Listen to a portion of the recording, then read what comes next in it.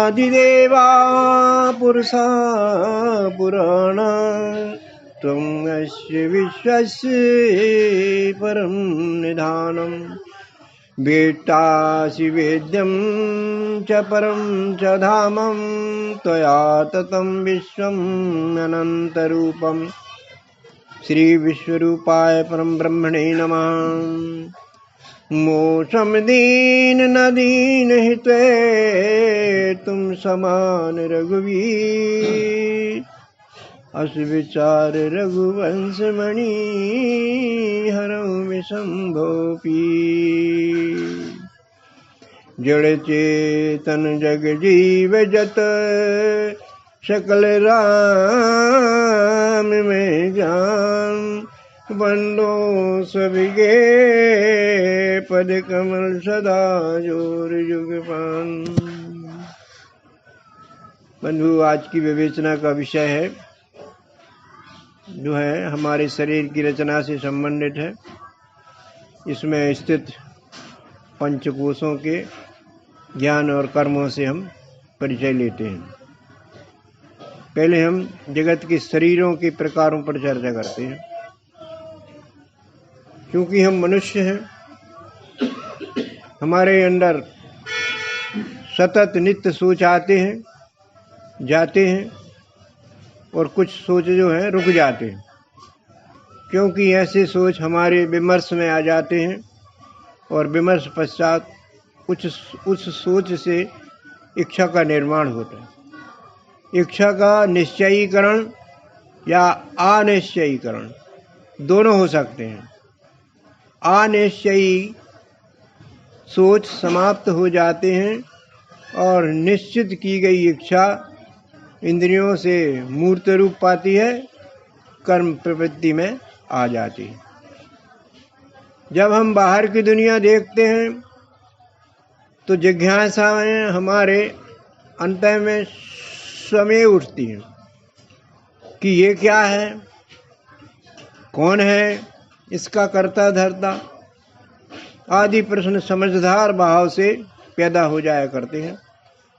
और जब हम लंबी दृष्टि दौड़ाते हैं तो जगत की भिन्न भिन्न अनंत प्रकार की अनंत स्वभाव वाली वस्तुएं हमें दिखाई देती हैं। सूर्य, चंद्रमा, आकाश, तारे, पृथ्वी, जल, वायु, अग्नि जैसी वस्तुएं दिखाई देती हैं। ये नाम भी हमारे बुद्धिमान बुजुर्गों ने रखे हैं अपने कार्य व्यवहार चलाने के लिए। तात्पर्य असंख्य नामों वाली 4 प्रकार की वस्तुएं हमें इस जगत में दिखती हैं। इनके शरीरों स्वभावों को देखकर इन्हें 4 भागों में विभाजित किया गया है। पहला विभाग है पेड़ पौधों का, जमीन से पैदा हुए हैं। भोजन, प्राणवायु और औषधि का हेतु इन्हें समझा जाता है। इनका आध्यात्मिक नाम उद्भिज रखा गया है। जिनमें शरीर पोषण की ही क्षमता होती है। इंद्रियां, मन, बुद्धि नाम के कारण इनमें हमें दिखाई नहीं देते। संभवतः परमात्मा ने सर्वप्रथम सारी दुनिया रचने के पूर्व इस उद्भिज खानी का ही सृजन किया है। सूर्य इनका आधार है, भोजनदाता भी है। खानी का जन्म होता है, बढ़ती है, फूलती फलती है और बीज दे करके चीर्ण होते होते लय हो जाती है। अर्थात जन्म मृत्यु के बीच इनका जीवन रहता है। एक प्राणी की तरह भोजन, उत्सर्जन और प्रजनन की क्रियाएं भी इनमें होती रहती हैं। दूसरी खानी है जो पिछली खानी उद्भिज से ही उत्क्रांत होती है। उद्भिज में पैदा होती है और उद्भिज का ही भोजन करती, मृत्यु को प्राप्त हो जाती है। इस खानी का नाम हमारे बुजुर्गों ने स्वेदज रखा है, जो ऊष्मा शीत के संयोग से स्वेद में से जीव रूप पैदा होती है।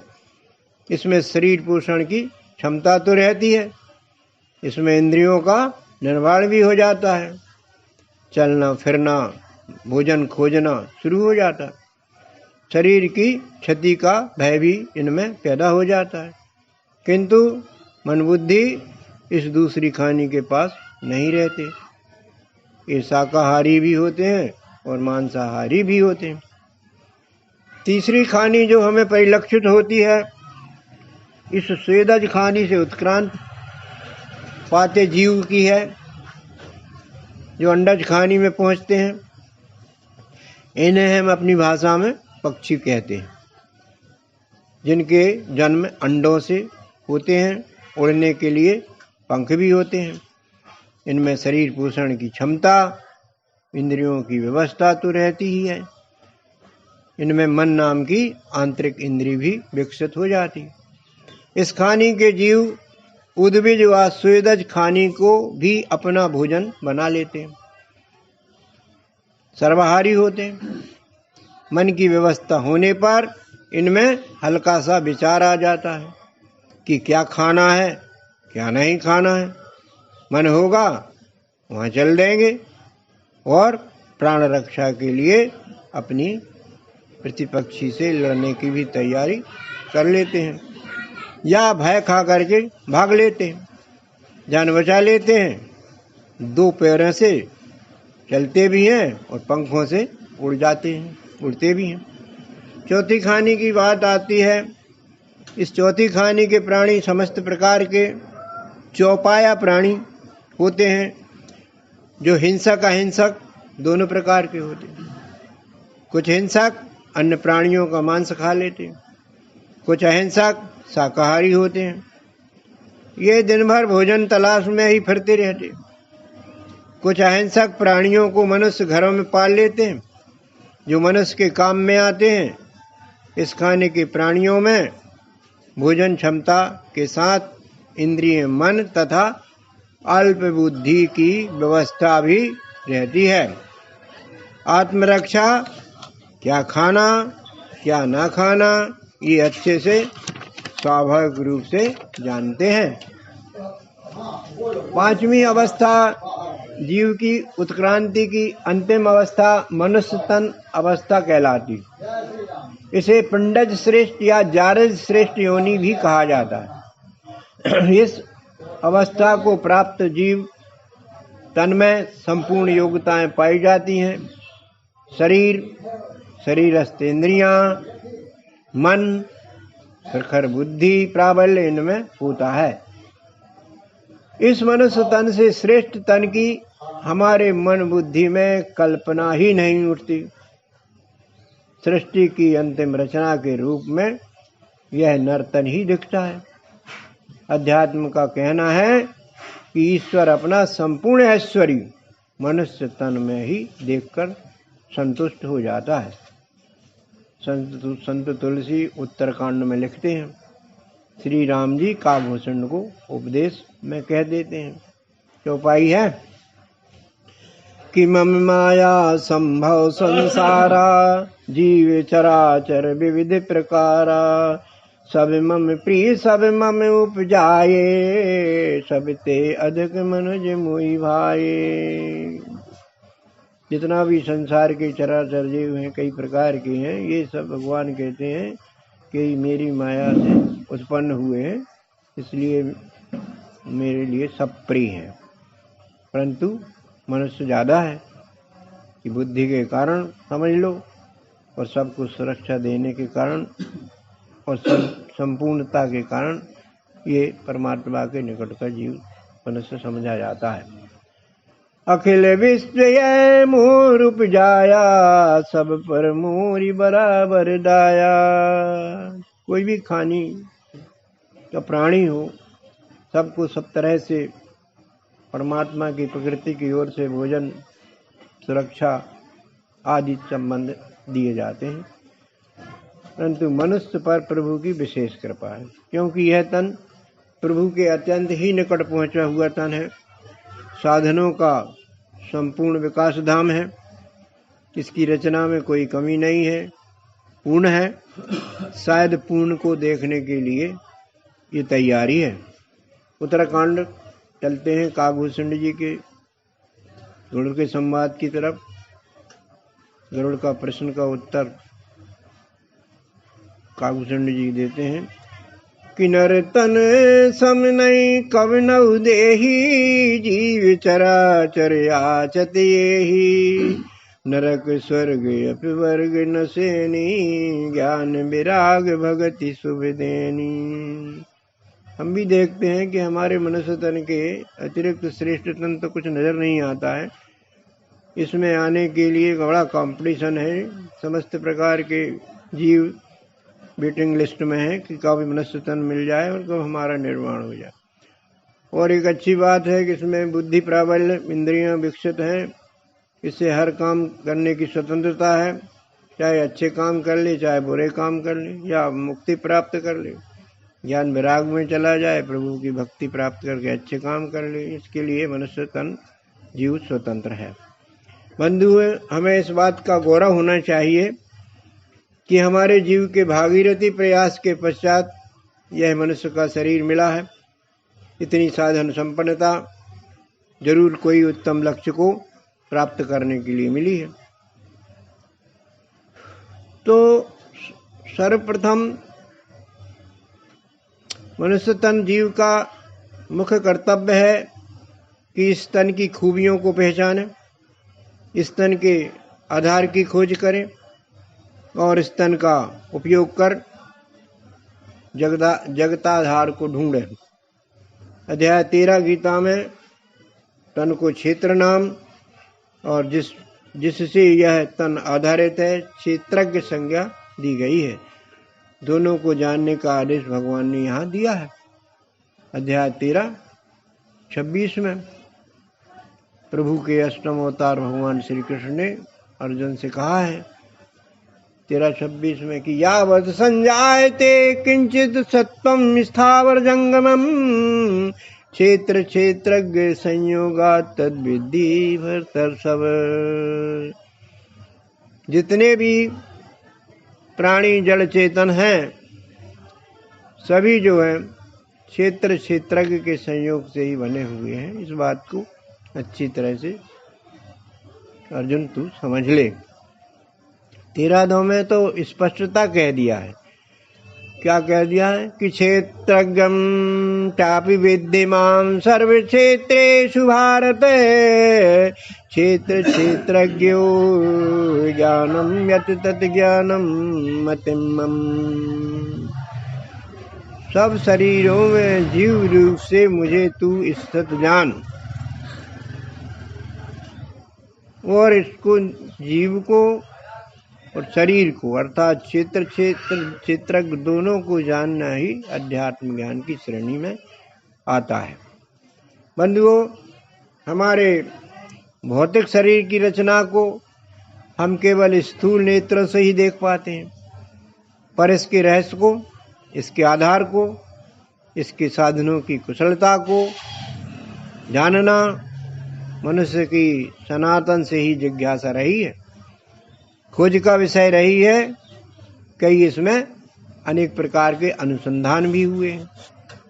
परमात्मा के अवतारों ने, हमारे आध्यात्मिक धार्मिक सद्ग्रंथों ने इस शरीर और शरीरी दोनों के रहस्यों को समझा है। उस परम पिता की अनुभूति असंभव तो है, पर श्रम साध्य अवश्य है। बुद्धि का इसमें विशेष रोल है। हमारे जिज्ञासु सुधी श्रोताओं के लिए हम इसका किष्किंधा कांड में ले चलते हैं, जिसमें प्रसंगानुसार बाली वध हो जाता है। बाली की पत्नी बाली के शव पर विलाप करती है, तो भगवान राम उसे समझाते कहते हैं, तुलसी चौपाई में लिख देते हैं कि क्षिति जल पावक गगन समीरा, पंच रचित यह अधम शरीरा। प्रगट सुतनु तब आगे सोवा, जीव नित्य के ही लागी तुम रोवा।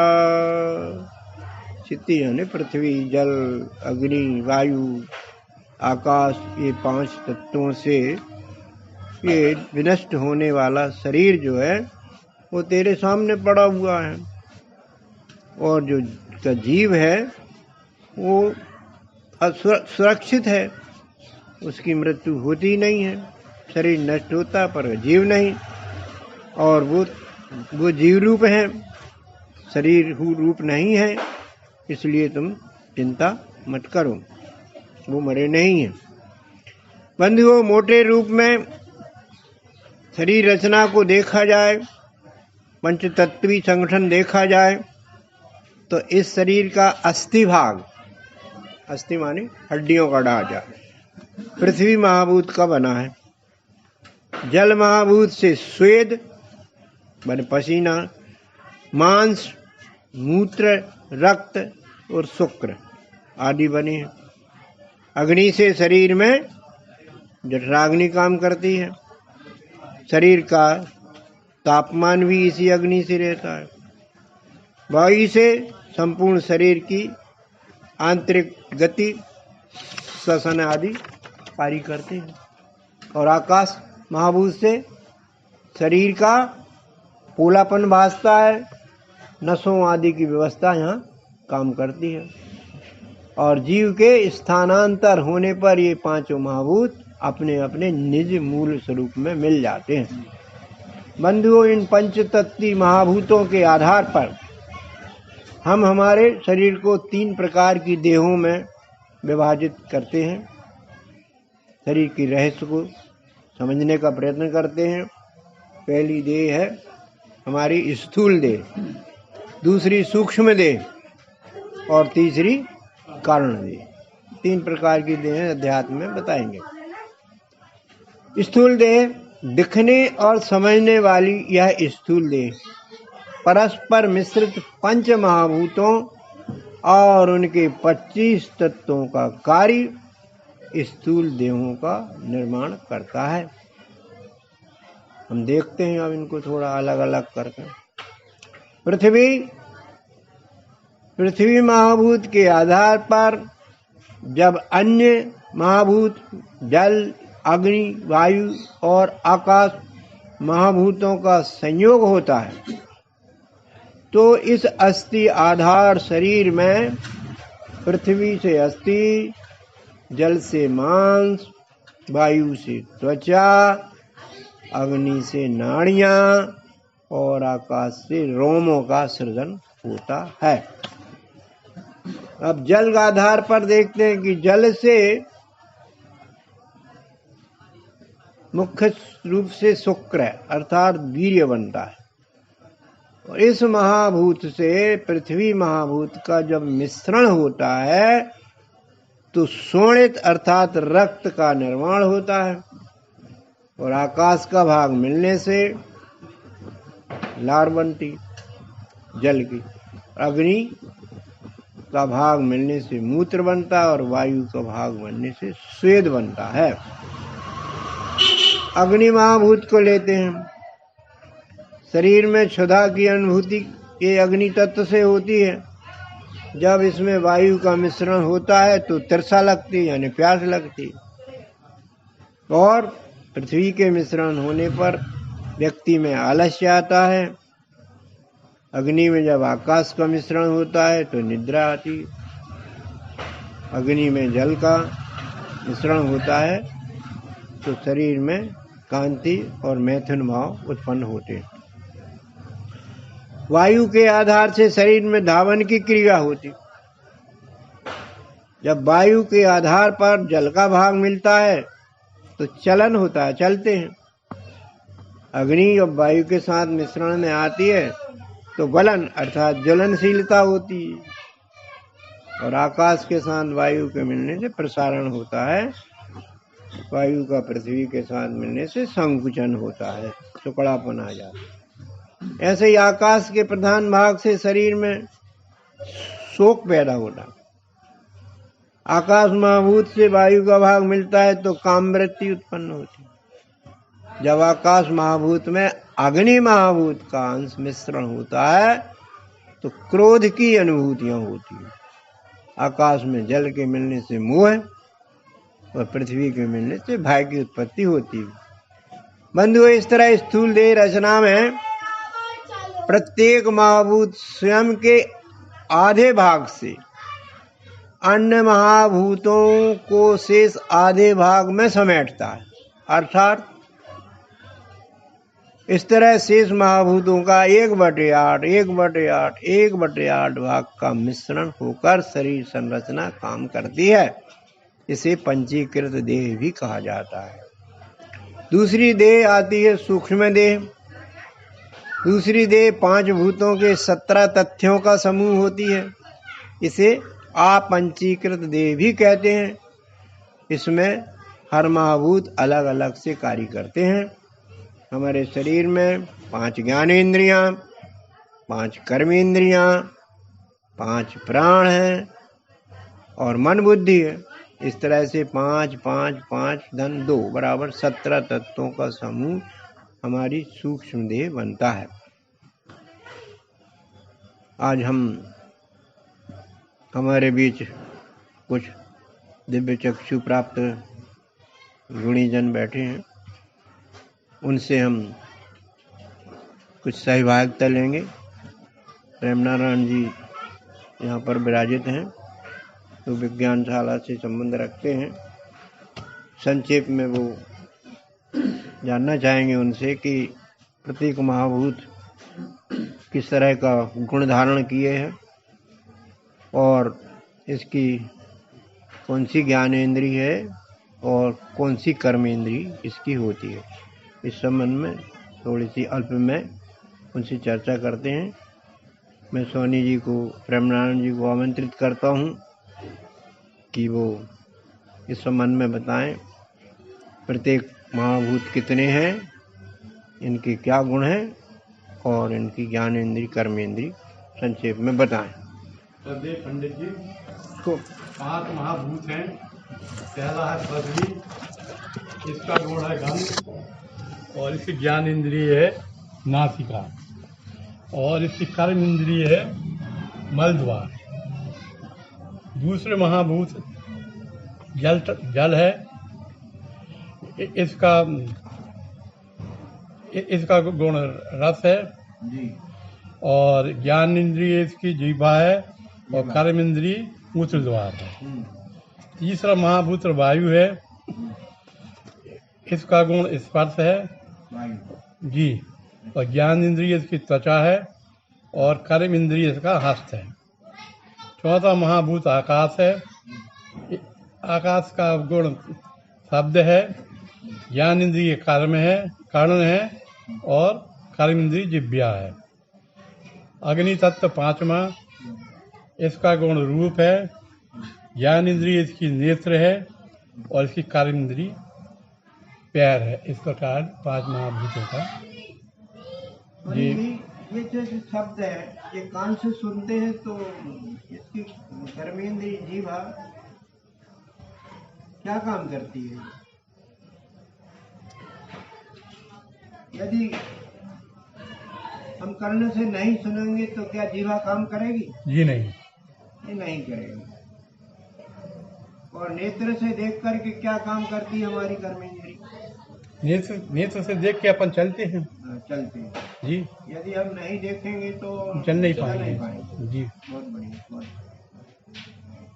ऐसी नासिका है जी जो गंध को ग्रहण करती है और गंध निकालती है। ऐसा संयोजन जो है इन 5 हमारे सोनी जी ने बहुत बढ़िया तथ्यात्मक विश्लेषण को बताया है। आगे हम कारण शरीर पर बात करते हैं। कारण शरीर का प्रधान कारण जीव की अज्ञान अवस्था है।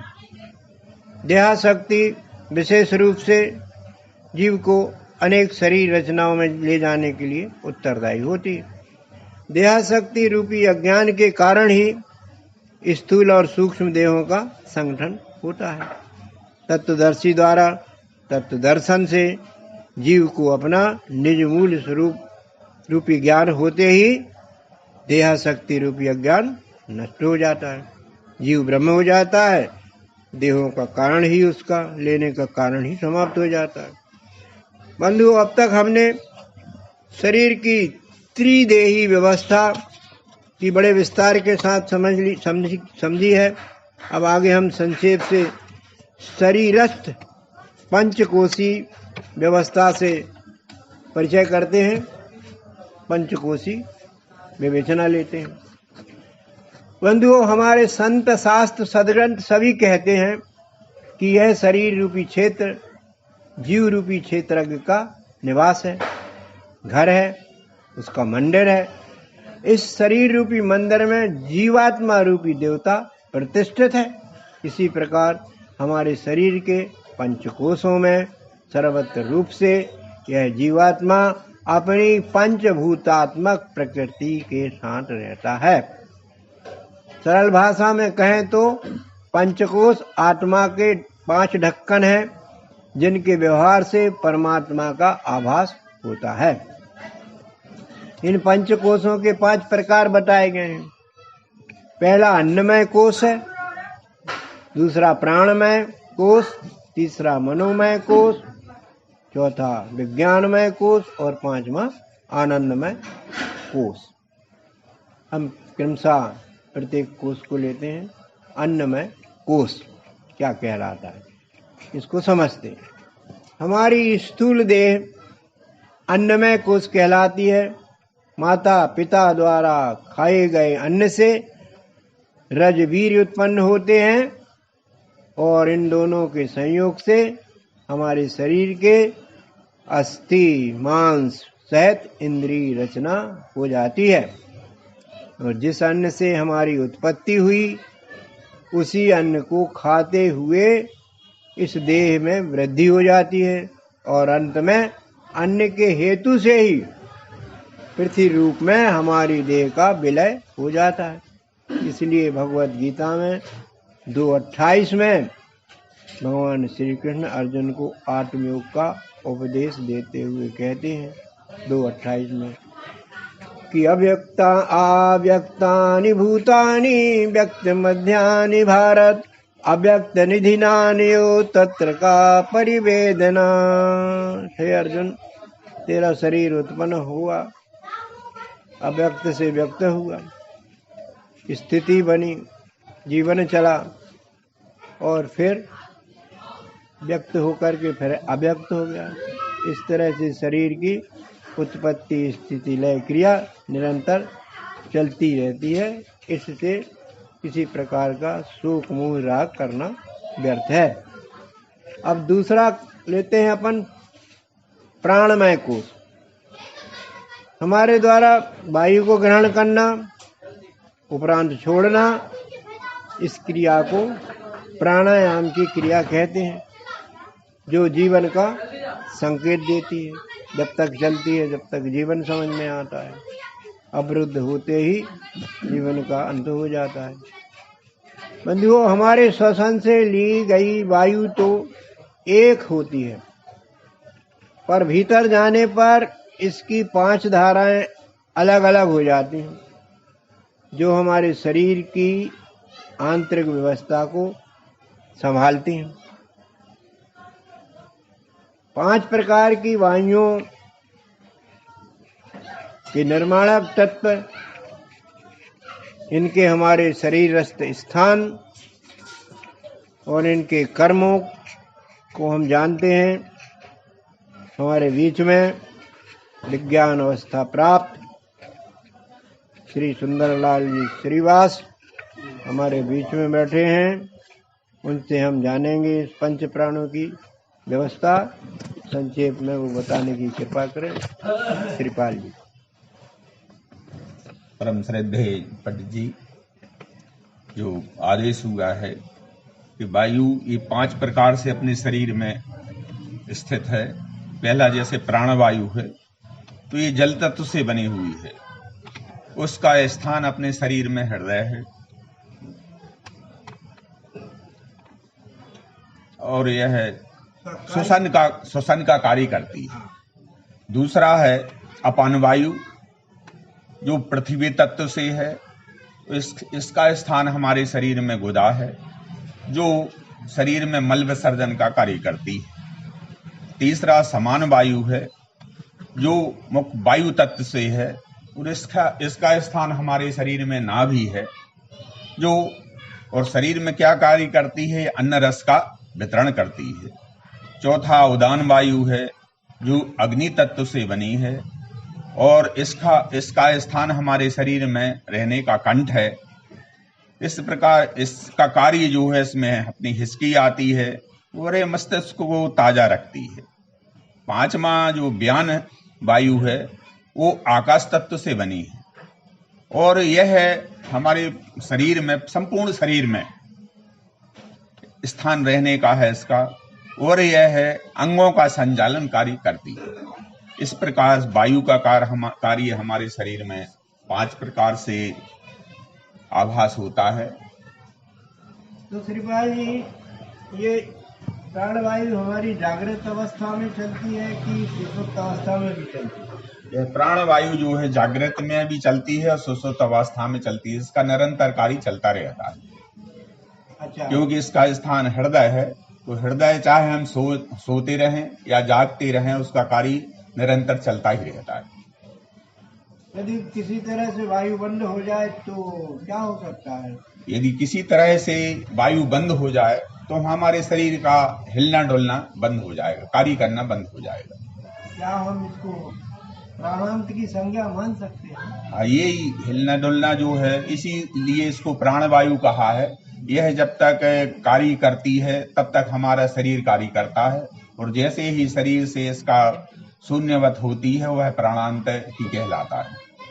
मुझे लगता है कि ये इंद्रियां, मन, बुद्धि जो है वो जीव के साथ में ही स्थानांतर कर जाते हैं। जी हाँ, साथ में चले जाते हैं। जी हाँ।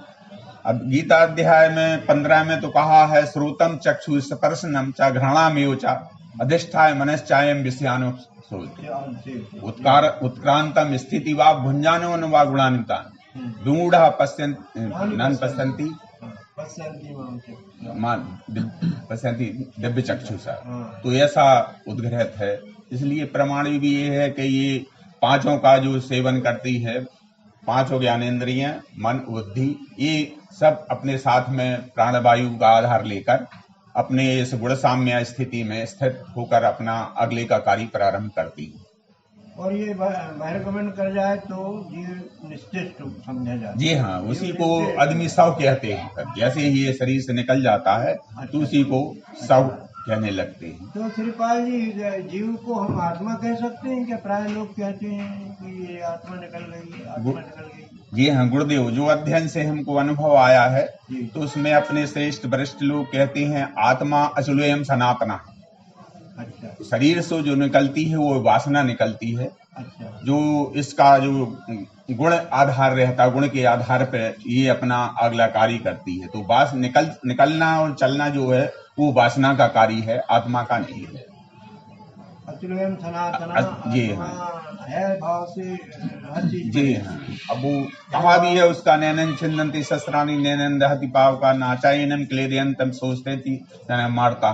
तो ये गीता जी भी कहती हैं उसको, अचलोयम सनातन है, ये आती जाती नहीं है, ये स्थित है, नित्य शुद्ध अज स्थायी स्थित है साक्षी भाव से। ये आत्मज्ञान है जी। अर्जुन को दिया गया था अध्याय 2 में। जी। वो आत्मज्ञान। जी। बहुत बहुत धन्यवाद। आपने प्राणवायु के बारे में विस्तार से चर्चा की, इसके लिए आपको सदैव धन्यवाद दिया जाएगा। और आगे हम दूसरा कोष पर चर्चा करते हैं जिसका नाम है मनोमय कोष। हमारे शरीर की 5 ज्ञानेंद्रियों सहित 6वीं अंतः इंद्रिय मन का कार्य व्यवहार ही मनोमय कोष कहलाता है। मन यहाँ सब इंद्रियों का राजा होता है और बिना राजा की आज्ञा अनुमति के कोई इंद्रिय कार्य करने में समर्थ नहीं होती है। कामनाएं उत्पन्न करने का यह मनोमय कोष है। यह कोष शरीर में अहंकार करने वाला, काम क्रोध आदि वृत्तियों से युक्त रहता है। इस कारण नियम रहित स्वभाव का होता है। सुसुप्ति में शांत हो जाता है। अच्छे और व्यवस्थित जीवन के लिए अध्यात्म हमें इनको एकाग्र करने, संयमित करने की सलाह देता है। ये कोष मनोमय कोष, जिससे सब कुछ दारोमदार रहता है। मन एव मनुष्याणाम कारणम बंध मोक्ष। मन या तो उपलब्धि करा दे या कुछ भी करा दे, हानि भी उससे हो जाती है। इसलिए उसको संयमित करने की सलाह दी जाती है कि मन को संभाला, जगत को संभाला। अगला कोष है चौथा विज्ञानमय कोष। 5 ज्ञानेंद्रियों सहित निश्चयात्मक बुद्धि की व्यवस्था देने वाला कोष विज्ञानमय कोष होता है। परमात्मा का प्रत्यक्षीकरण कराने में विज्ञानमय कोष गति देता है। सुषुप्ति अवस्था में यह कोष भी विलीन रहता है। इस कोष में साधक की स्थिति साध्य प्राप्ति के योग्य हो जाती है और आनंदमय कोष में गति मिल जाती है। अब आनंदमय कोष को देखते हैं हम। इस कोष में स्थित होने वाले साधक की बुद्धि स्थित प्रज्ञता प्राप्त कर लेती है, आत्मगामी हो जाती है। साधक के पुण्य कर्म फल बुद्धि को अंतर्मुखी बना देते हैं, जिससे साधक आनंद स्वरूप परम सुख की अनुभूति करने लगता है। इस वृत्ति को आनंदमय कोष की संज्ञा दी जाती है। इस वृत्ति के 3 रूप अनुभव में आते हैं: प्रिय, मोद और प्रमोद। प्रिय इष्ट वस्तु को देखने से उत्पन्न होने वाली चाह को प्रिय स्थिति कहते हैं। मोद इष्ट वस्तु का अपने हाथ में आ जाना मोद स्थिति है, और प्रमोद स्थिति इष्ट वस्तु को आत्मसात कर लिया जाए या खा लिया जाए, पचा लिया जाए, ऐसी आनंद की स्थायी अवस्था का नाम प्रमोद है। बंधुओं, ये वृत्तियां भी क्षणिक घटित होती हैं, कभी कभी होने वाली होती हैं। यदि ये आनंद में वृत्तियां नित्य रहें, अखंड रहें, तो इसी वृत्ति से सच्चिदानंद की अनुभूति अर्थात जीवन का परम लक्ष्य प्राप्त किया जा सकता है। तात्पर्य यह सिद्ध है कि अन्नमय कोष और प्राणमय कोष प्रकृतिस्थ वेग से चलते हैं। मनोमय कोष का हमें संयमन करना पड़ता है, तभी तीसरा विज्ञान आस्तिक भाव आता है, जो हमें 5वें आनंदमय कोष में पहुंचाकर विश्वरूप बना देता है। इस हेतु से हम सच्चा पुरुषार्थ करें और निजानंद का आनंद लें। इसी मंगल भाव के साथ में ओम शांति शांति शांति। सद्गुरु भगवान